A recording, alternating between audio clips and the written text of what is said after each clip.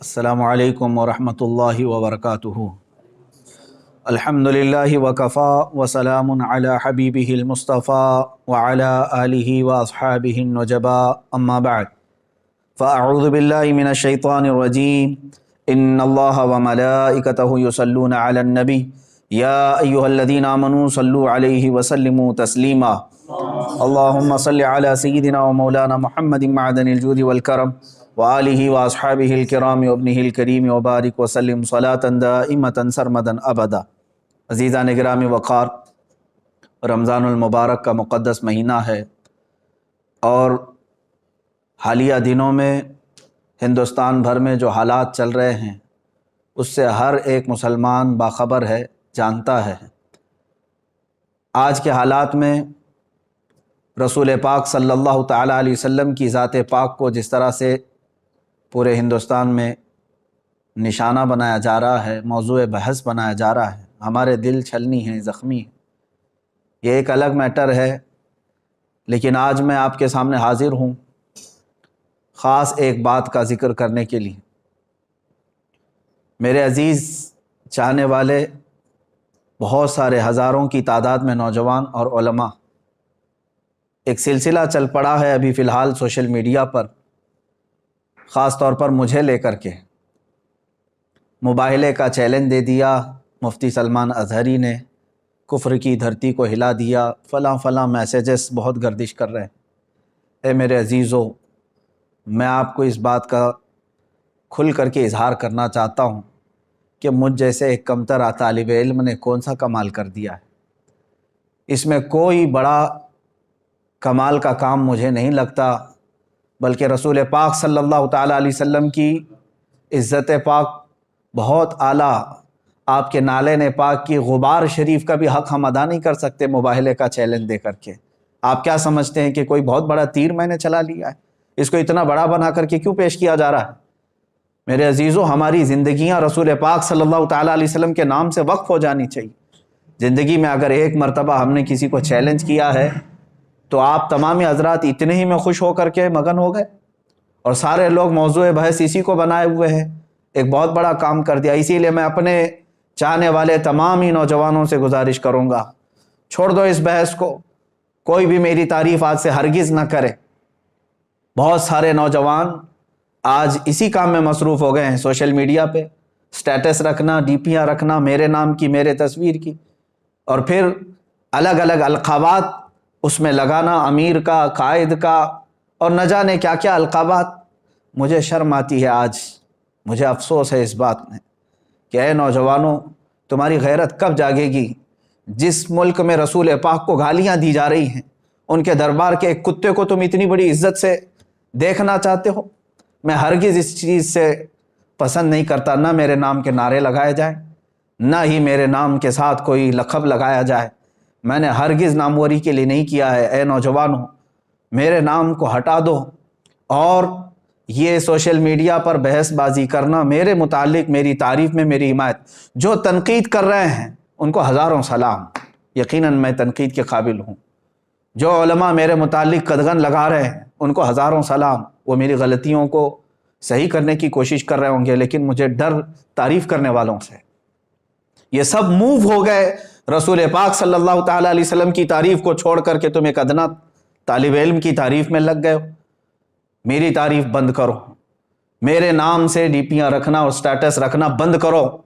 نوجوانوں، میں تم سب سے گزارش کروں گا، یہ وقت ہے تمہارا رسول پاک صلی اللہ علیہ وسلم کی عزت کے دفاع میں گزارنے کا۔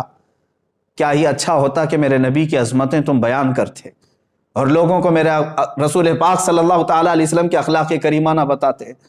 تم آج یہ سوچ رہے ہو کہ ہم نے ایک کافر، پاکھنڈی اور ذلیل کتے کو حقانیت ظاہر کرنے کے لیے مباہلے کا چیلنج کیا تو ایک بہت بڑا کمال کر دیا۔ میرے متعلق یہ کہا جا رہا ہے ان کی جرأت کو سلام، ان کی بہادری کو سلام۔ کون سی جرأت ہے، کون سی بہادری ہے؟ یہ ہر عاشق رسول، ہر مومن کا فرض تھا۔ میرے عزیزوں، میں نے کوئی کمال کا کام نہیں کیا ہے۔ رسول پاک صلی اللہ تعالیٰ علیہ وسلم کی اس زندگی پاک کے بعد جس رسول نے راتوں میں رو رو کر کے ہم غریبوں کو یاد کیا ہو، کیا ان کے آنسوؤں کے ایک قطرے کا حق ادا کر سکتے ہو؟ اے مسلمانوں، رسول پاک صلی اللہ تعالیٰ علیہ وسلم نے جو ہمارے ساتھ محبت فرمائی، بلکہ ماں عائشہ صدیقہ رضی اللہ تعالیٰ عنہ فرماتی ہیں بجلیاں گرجتی اور ابر آلود ہو جاتا آسمان تو میرے آقا باہر نکل آتے گھر سے اور استغفار کرتے اور یوں عرض کرتے کہ مولا یہ بجلیاں کہیں میری امت پر عذاب بن کر نازل نہ ہو جائے، اور حضور اکرم صلی اللہ تعالیٰ علیہ وسلم استغفار فرماتے، جب بجلیاں ہٹ جاتی تو پھر آپ گھر میں تشریف لاتے۔ آپ اندازہ کرو، ماں عائشہ فرماتی ہیں کہ رسول پاک صلی اللہ علیہ وسلم ہمیشہ ابر کو دیکھ کر، بجلیوں کو دیکھ کر کیوں گھبراتے؟ حضور اکرم صلی اللہ تعالیٰ علیہ وسلم فرماتے ہیں پچھلی امتوں پر جب عذاب آتا تھا تو پہلے آسمان اسی طرح ابر آلود ہوتا، بجلیاں آتی اور پھر ان پر ہلاکت کے بادل برس جاتے تھے۔ مجھے ڈر ہے کہ میری امت پر کہیں اس طرح کے عذابات نہ آ جائیں، جو نہ بھولا ہم غریبوں کو رضا۔ اے امت کے غیور نوجوانوں، آج میرے جذبات بے قابو ہیں۔ ہند کی اس سرزمین پر ہم چھوٹی چھوٹی سی باتوں کو لے کر کے یہیں پر تعریف کے پل باندھنے لگ گئے۔ رسول پاک صلی اللہ تعالیٰ علیہ وسلم کی امت سے جو محبت ہے اس کا ایک ذرہ بھی ہم ادا نہیں کر سکتے۔ ہم جیسے لاکھوں کا سر بھی کٹ جائے تو رسول پاک صلی اللہ تعالیٰ علیہ وسلم کے نالین پاک کا بھی حق ادا نہیں کر سکتے۔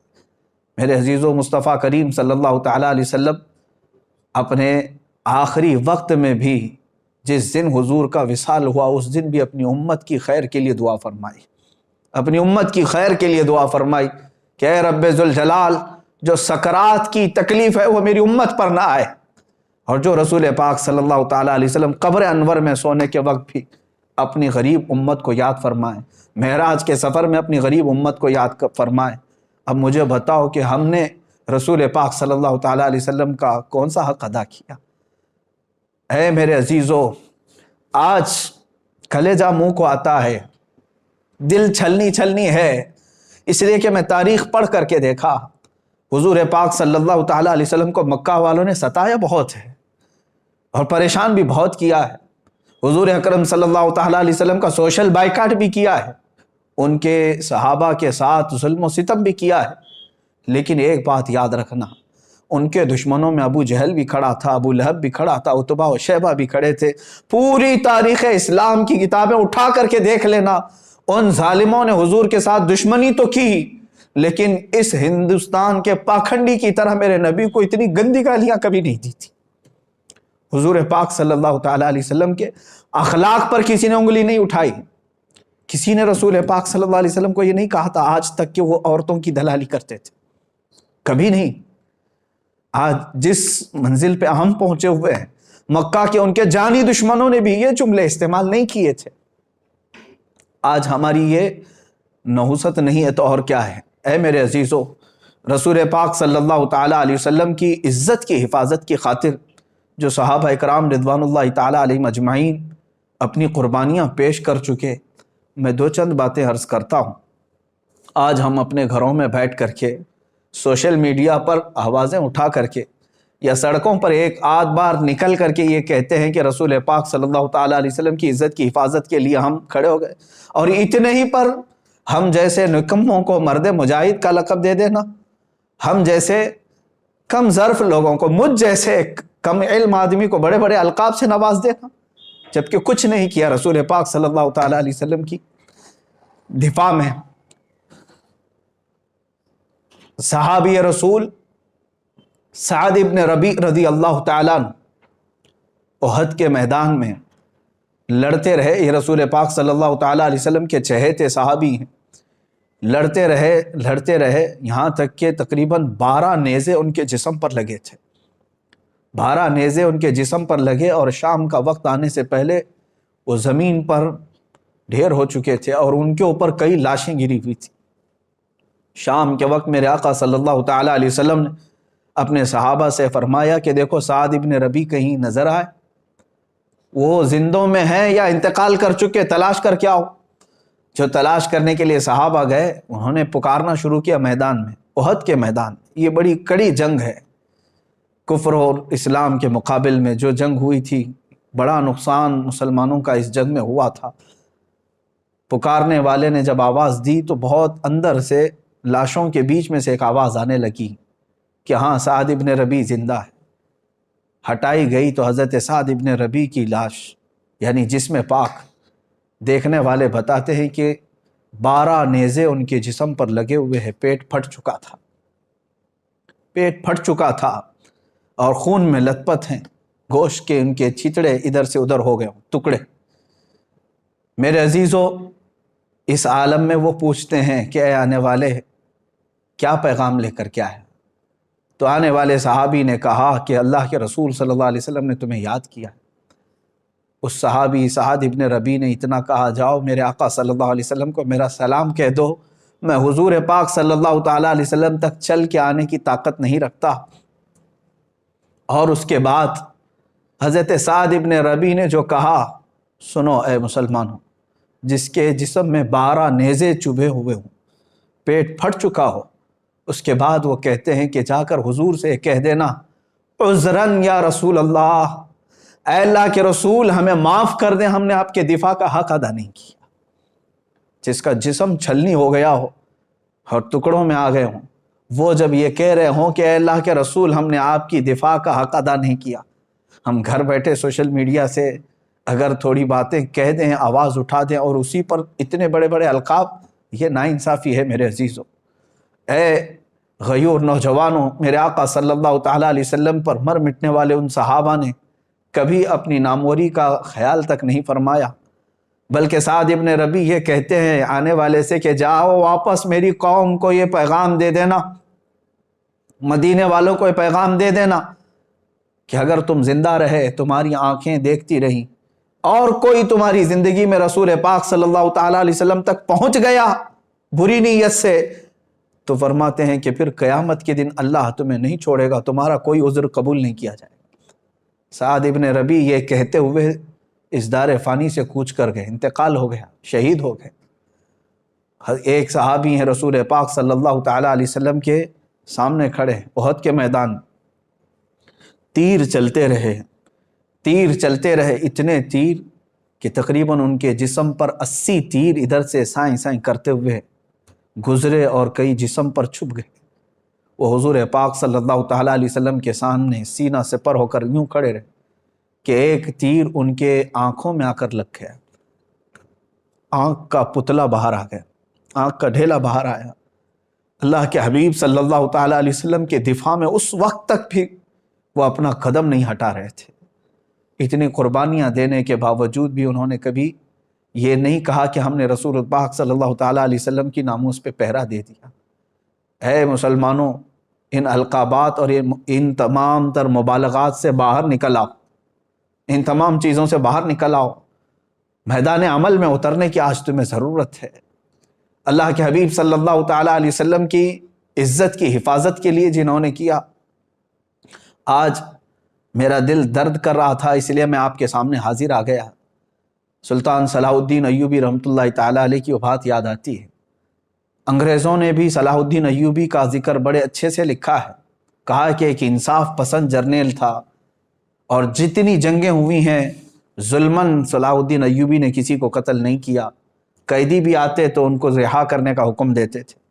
ایک بار ایسا ہوا کہ ایک اسلامی قافلہ شام سے مصر کی طرف جا رہا تھا، بیچ راستے میں برنس نام کا ایک جرنیل تھا جو عیسائی تھا، اس نے قافلے کو روک لیا اور لوٹا، مسلمان عورتیں بھی تھیں، بچیاں بھی تھیں، اور پورے قافلے میں سے تقریباً 2 لاکھ دینار اس نے لوٹ لیا اور مار رہا تھا باندھ کر کے، اس میں عورتیں بھی تھیں، بچیاں بھی تھیں۔ تو ان لوگوں نے رحم کے لیے کہا تو اس ظالم نے کیا کہا، کہاں ہے تمہارا محمد، اس کو بلاؤ، مدد کیوں نہیں کرنے آتا، معاذ اللہ، اتنا کہا تھا انہوں نے، ادعوہ محمد ینصرکم، تم بلاؤ اپنے اسی محمد کو، رسول پاک صلی اللہ علیہ وسلم کی مدد، کہ وہ تمہاری مدد کرے، تم بہت کہتے ہو نا رسول رسول، لیکن یہ واقعہ ہو گیا، لٹ گئے، اور کسی نے آ کر کے صلاح الدین ایوبی کو ذکر کر دیا۔ مصر میں ان کی جب خلافت تھی، صلاح الدین ایوبی اس زمانے میں بہت سخت بیمار تھے، بیماری کے عالم میں وہ تڑپ گئے اور کہا، اے اللہ، ایک آخری میں تیری بارگاہ میں منت مانگتا ہوں، مجھے شفا یابی دے دے، مجھے صحت یابی دے دے، اور پھر اس برنس کو میں بتاؤں کہ محمد صلی اللہ علیہ وسلم مدد کیسے کرتے ہیں۔ اور جانتے ہیں آپ صحت یاب ہوتے ہوتے آپ نے جنگوں کا پھر سے ایک محاذ چھیڑ دیا، 2 سے 2.5 سال لگ گئے، فلسطین پہنچے آپ، بیت المقدس کی فتح کے بعد جتنے وہاں پر عیسائی تھے سب کو آپ نے اعلان کر دیا کہ جو امن و امان سے رہنا چاہتا ہے رہے، یا جانا چاہتا ہے تو وہ جا سکتا ہے۔ سارے جو رہنے والے تھے وہ رہ گئے، جانے والے جا رہے تھے، لیکن صلاح الدین ایوبی رحمۃ اللہ علیہ نے ایک اعلان کیا تھا اپنے سپاہیوں کو کہ برنس اگر کہیں ملے تو اسے چھوڑنا نہیں، گرفتار کر کے لے آؤ۔ تلاش کرتے ہوئے سپاہی پہنچے، ایک خیمے میں وہ چھپا ہوا تھا، وہاں سے اسے قید کر کے لے آئے، اور صلاح الدین ایوبی رحمۃ اللہ علیہ کی آنکھیں اس وقت لال تھیں، سرخ تھیں۔ اس کو سامنے کھڑا کیا اور کہا تو ہی وہ بدبخت ہے جس نے کہا تھا کہ محمد کو بلاؤ اور وہ تمہاری مدد کرے۔ اللہ اکبر۔ یہ جملہ دہرانے کے بعد صلاح الدین ایوبی رحمۃ اللہ علیہ اپنی تلوار اٹھاتے ہیں۔ وہ کہتا ہے صلاح الدین تم تو جنگی قیدیوں کو معاف کرتے ہو، چھوڑ دیتے ہو۔ صلاح الدین ایوبی نے فرمایا ہاں میں نے ہر جنگی قیدی کو معاف تو کیا ہے، لیکن جس نے میرے رسول پاک کی شان میں بھونکا ہے پھر یہ میری تلوار اگر اس پر نہ چلے تو یہ کسی کام کی نہیں۔ صلاح الدین ایوبی رحمۃ اللہ علیہ نے اسے کیفر کردار تک پہنچایا۔ اے مسلمانوں، اے میرے عزیزوں، بات کتنی تھی، اس نے جو کہا تھا۔ یہاں تو میرے آقا صلی اللہ تعالیٰ علیہ وسلم کی شان میں کیا کیا نہیں کہا جا رہا ہے، کیا کیا نہیں کہا جا رہا ہے۔ لوگ اب بھی یہ کہتے ہیں کہ مصلحت کے ساتھ اب جینا کس کام کا رہ گیا ہے۔ جہاں پر ہماری سانسوں میں گھٹن پیدا ہو رہا ہے، اسلام کے لیے ان ظالموں نے کہا کہ یہ کوئی ریلیجن ہی نہیں ہے۔ کیا یہ بکواس سوشل میڈیا پر نہیں ہے؟ وہ کہتے ہیں یہ کوئی دین ہی نہیں ہے، چند گنڈوں نے مل کر کے مال لوٹنے کے لیے ایک سنگٹن بنائی اور یہ مذہب بنا دیا۔ میرے اسلام اور حق دین کو اس طرح کے جملے استعمال کیے۔ اللہ کے نبی صلی اللہ تعالیٰ علیہ وسلم کی شان میں جو الفاظ استعمال کیے گئے وہ زبان پر لانا دشوار ہے، اور حد ہو گئی اب اللہ رب العزت کی بارگاہ میں بھی اس طرح کے جملے کہنا اور شیطان سے منسوب کر دینا۔ اے مسلمانوں، کیا اب بھی یہاں پر ہم ان تمام چیزوں کو سن کر کے خاموش رہیں؟ یہی تمام معاملات تھے جس کی وجہ سے اس بے قرار دل نے اس کفر کی دھرتی کو پکارا کہ آ جا، اگر تجھے اتنا یقین ہے تو اللہ رب العزت اور رسول پاک صلی اللہ علیہ وسلم اور اسلام و قرآن کی شان کیا ہے ہم بتاتے ہیں۔ میرے عزیزوں، یہ موبائلے کا چیلنج ایک طرف تھا، اس کو چھوڑو میری طرف، مگر اب میں ان تمام علماء سے کہتا ہوں، یہاں پر بہت سارے علماء کرام ابھی سوشل میڈیا پر ایکٹیو ہو چکے ہیں۔ کس بارے میں؟ اسی بارے میں لے کر کے کہ مفتی سلمان اظہری نے مباہلے کا چیلنج دے دیا، بعض تنقید میں بعض تعریف میں ہے۔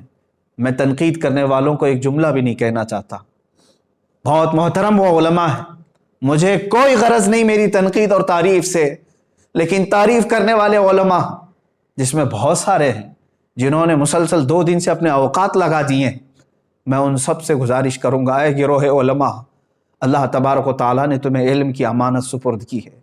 حد ہو گئی، مجھے تعریف کے جو لیٹر بھیجے جا رہے ہیں، آڈیو بھیجے جا رہے ہیں، میسیجز بھیجے جا رہے ہیں، میرا دماغ پکنے لگ گیا کہ یہ سارے لوگ مل کر کے جتنی میری تعریف پر لگ گئے، کاش رسول پاک صلی اللہ تعالیٰ علیہ وسلم کے لیے لگاتے تو انہیں بہت بڑا اجر ملتا۔ میں تو ایک سادہ سا آدمی تھا، آج ہے کل مر جاؤں گا، ہماری کوئی تاریخ نہیں ہے، ہماری اپنی کوئی حیثیت نہیں ہے، ہم نے جو کچھ بھی کیا ہے وہ صرف رسول پاک صلی اللہ تعالیٰ علیہ وسلم کی محبت کا ایک درد تھا۔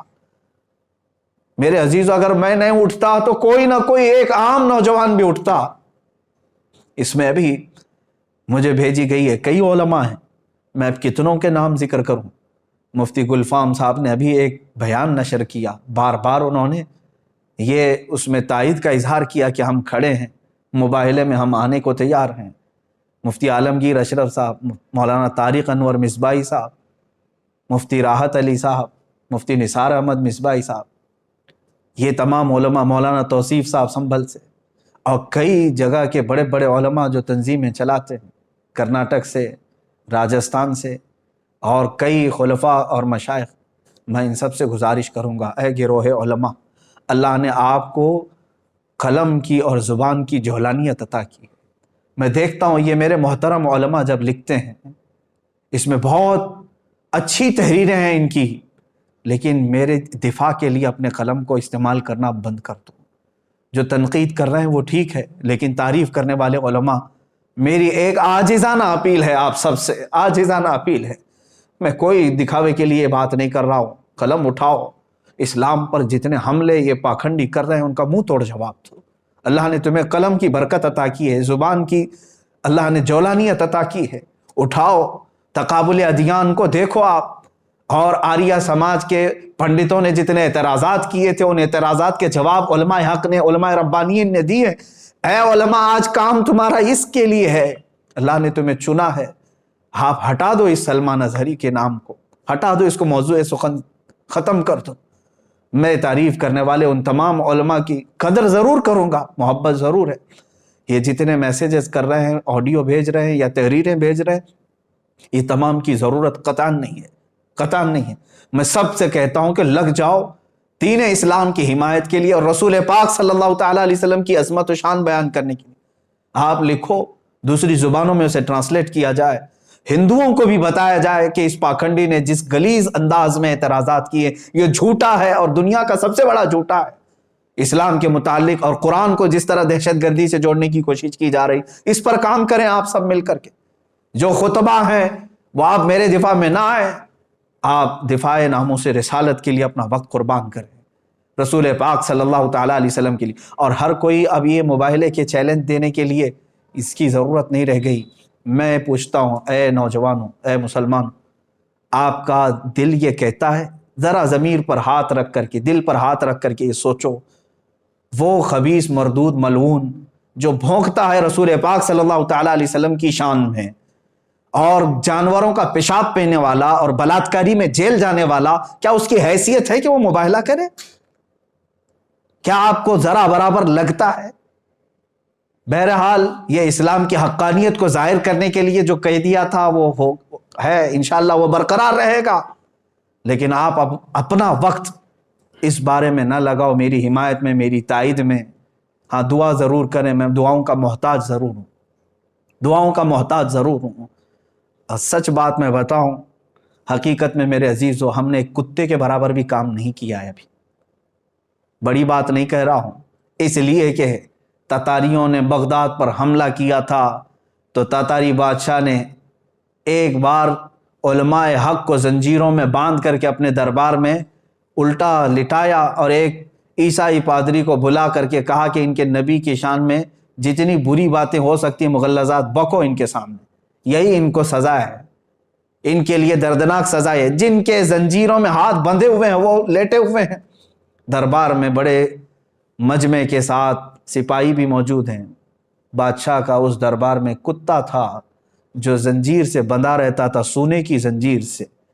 میرے عزیز و تاریخ کی کتابوں میں اٹھاؤ، بڑے معتمد اور مستند علماء اسلام نے اس کو نقل فرمایا ہے۔ جیسے ہی وہ پادری رسول پاک صلی اللہ علیہ وسلم کی شان میں ہرزہ سرائی شروع کیا، کتا بھونکنے لگ گیا، وہ خاموش ہوا۔ تھوڑی دیر کے بعد پھر وہ مغلظات بکنے لگا، کتا پھر بھونکنے لگا۔ لوگوں نے کہا تیری تقریر پہ، تیرے بیان پہ تو نہیں بھونک رہا ہے۔ اس نے کہا ارے وہ جانور ہے، میں جو بول رہا ہوں اس کی کیا سمجھ میں آتا ہے۔ تیسری بار جب پھر وہ مغلظات شروع کیا، محمد ایسے، محمد ویسے، معاذ اللہ رب العالمین، کتا زنجیر توڑ کر کے اچھل کر کے آیا اور دم زدن میں اس پاکھنڈی پادری کے اوپر چڑھ گیا اور اس کو دم زدن میں چیر کر رکھ دیا۔ سب کے سامنے اس کتے نے اس کی زبان کو ختم ہی کر دیا، وہ مر گیا اسی جگہ پر۔ اس واقعے کو نقل کیا ہے معتمد علماء اسلام نے، اور اس کی اس بات کو دیکھ کر کے پورے مجمع میں ایسی ہیبت طاری ہو گئی، ایسی ہیبت طاری ہو گئی کہ ایک جانور ہے اور وہ گستاخی کو نہیں سنبھال سکتا، سن نہیں سکتا، برداشت نہیں کر سکتا، اور پھر ایسا حملہ کیا۔ اس مجمع کے بعد کئی لوگ دائرہ اسلام میں بھی داخل ہوئے، جو کفر و شرک کی دھرتی میں موجود تھے وہ دائرہ اسلام میں آئے۔ اسی لیے میں نے کہا کہ اس کتے کے برابر بھی کام نہیں کیا۔ میرے عزیزو، آپ سب سے میں یہی کہوں گا کہ آپ تمام حضرات اپنے اس قیمتی وقت کو میرے دفاع میں، تائید میں، حمایت میں نہ صرف کریں۔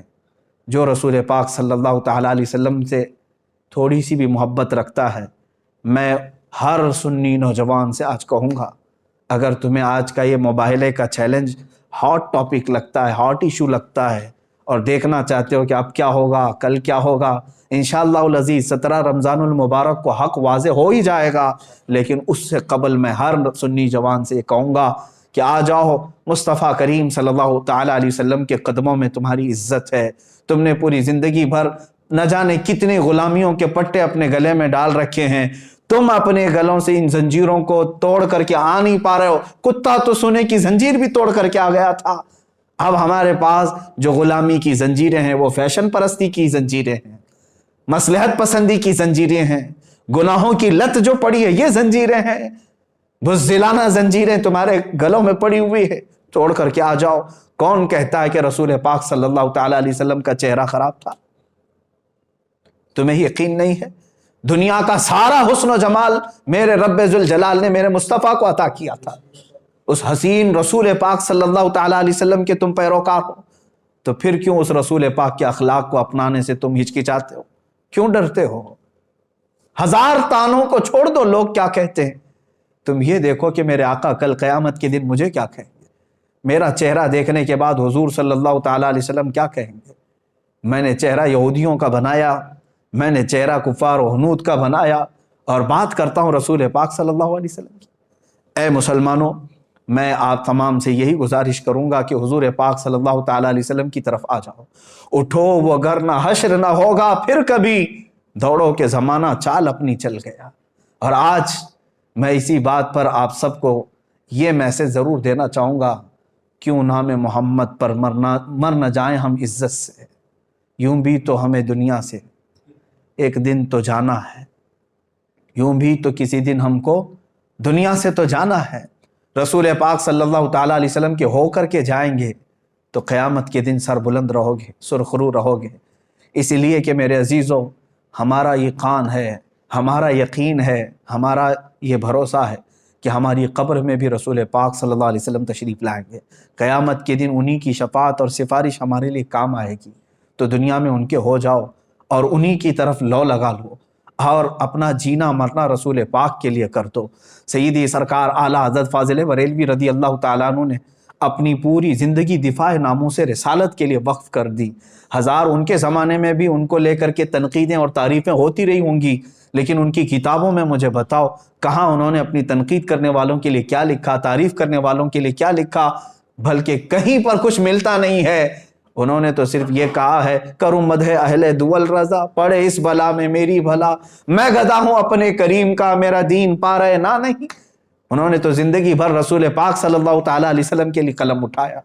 میں خاص طور پر آج سوشل میڈیا پر ایکٹیو علماء کے لیے ہی سامنے آیا تھا کہ آج قوم آپ کی طرف دیکھ رہی ہے، اور آپ مجھ جیسے ایک کمتر اور چھوٹے سے طالب علم کے دفاع میں اور حمایت میں اپنے قلموں کا استعمال نہ کریں۔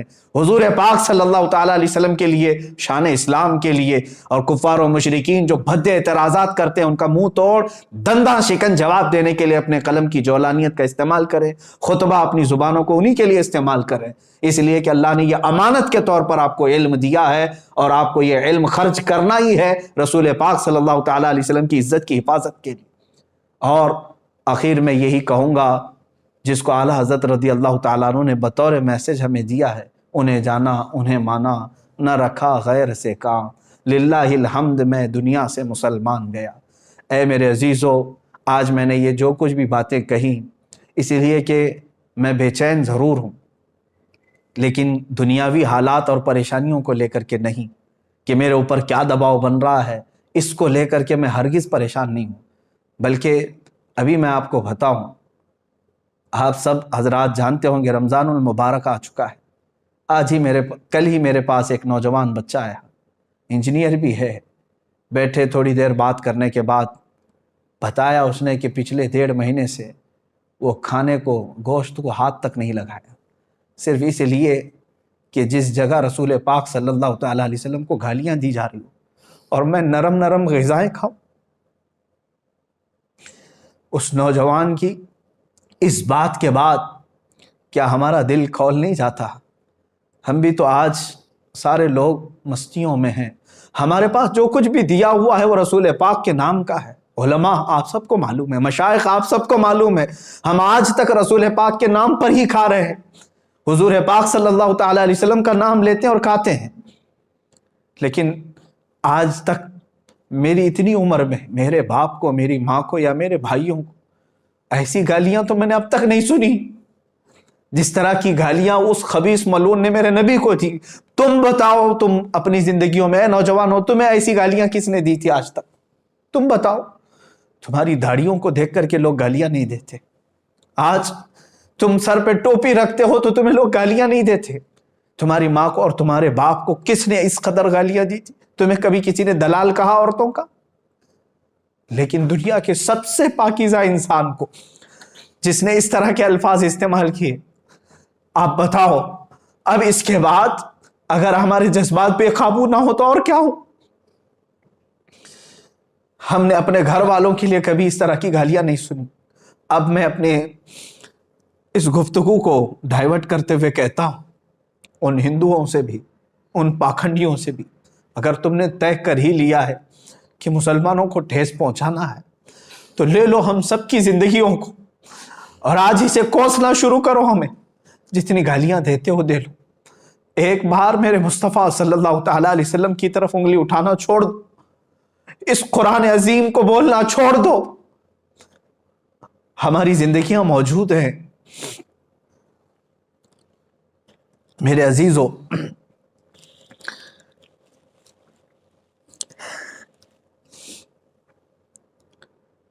آج رمضان المبارک کی اس شب میں تعریف کے لیے نہیں عرض کرتا، روزانہ ہر رات مدینہ طیبہ سے میرے شاگرد ہیں، بچے ہیں، ایک میرا مخلص شاگرد ہے، وہاں سے فون لگاتا ہے بارگاہ مصطفیٰ میں اور گنبد خضرا کے نیچے سے ویب کانفرنسنگ کے ذریعے سے دیکھ لیتا ہوں، دل کو ٹھنڈک ہوتی ہے۔ آج وہ نوجوان بچہ میرا شاگرد باب السلام سے حضور کی جالیوں کے پاس پہنچا، ہمت نہیں ہو سکی حضور کو سلام کرنے کی، رسول پاک صلی اللہ تعالیٰ علیہ وسلم کو سلام پیش کرنے کی ہمت نہیں ہو سکی۔ اسی لیے میرے عزیزو کہ ہم جس کیفیت میں آج جی رہے ہیں، اب اس کے بعد جینے کا کوئی مطلب نہیں ہوتا۔ آپ سمجھیں، برائے کرم سمجھیں میری اس بات کو۔ یقیناً میں جذبات میں بہت کچھ کہہ رہا ہوں، لیکن اے سنی مسلمانوں بیدار ہو جاؤ، آج اپنے اتحاد کو قائم کرو، صرف نام رسول پر علماء بیان بازیاں بند کریں اور میرے مصطفیٰ کے نام پر ایک بار جمع ہو جاؤ، اور رسول پاک صلی اللہ تعالیٰ علیہ وسلم کی مدد ضرور آئے گی۔ ہم دنیا سے جانے سے پہلے اتنا چہرہ تو بنا لیں کہ حضور پاک صلی اللہ تعالیٰ علیہ وسلم کو دکھا سکے، حضور پاک کی بارگاہ میں حاضر ہونے جیسی تھوڑی سی شکل تو بنا سکے۔